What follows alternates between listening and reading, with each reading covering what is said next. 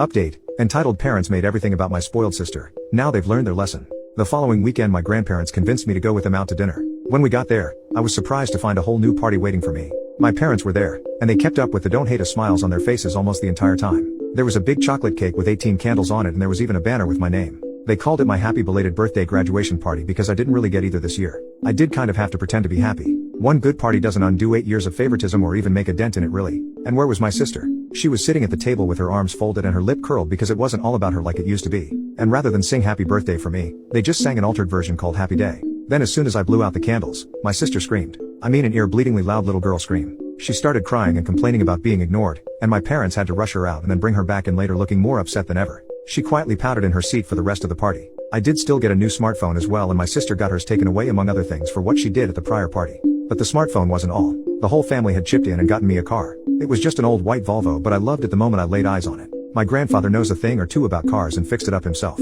I was so happy, but my sister clearly was not, because she let out another one of those screams. She started having a massive tantrum and demanding a car too. My mother had to take her into the bathroom and they didn't come back out for a while. My father just went back to looking defeated. My sister had effectively ruined their attempt at trying to look good in front of the whole family. Multiple family members also had strong words for my parents that my sister was acting that way because they raised her to be a princess spoiled brat. I obviously started driving the car around right away, but only days later my sister actually vandalized the car by taking a hammer and breaking 2 of the side windows and cracking the windshield to the point the car was undrivable. My parents managed to stop her before she did any more damage, but she screamed bloody murder when they grabbed her and took the hammer away, then tried to bite them. Oh, everyone was furious with my sister, especially my grandparents, because my grandfather had put so much work into that car and my sister ruined it while having a massive tantrum. My parents had spoiled my sister so badly that she couldn't mentally comprehend that I could have something she couldn't, and several other family members laid into my parents about how they were setting my sister up for failure by making her an entitled brat that expects the world to be given to her. She's going to have a terrible adult life because they won't put their feet down and teach her some respect. Well, her actions didn't go unpunished. My sister was grounded for the rest of the summer, and effective of the new school year was sent to boarding school.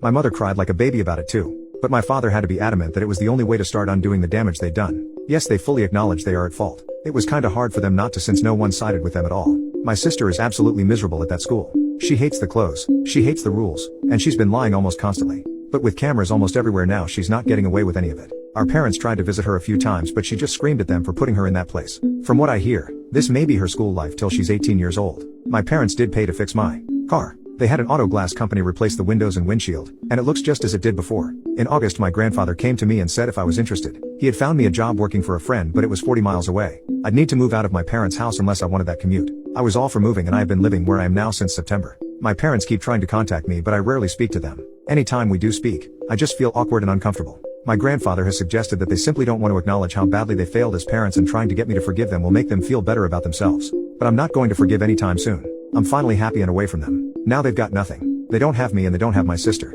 My parents also had to take more hours at work because boarding school for my sister is not cheap. Nor was the party they had to throw for me, or the repairs to my car. Empty house, angry relatives, and the only thing they have left is their work.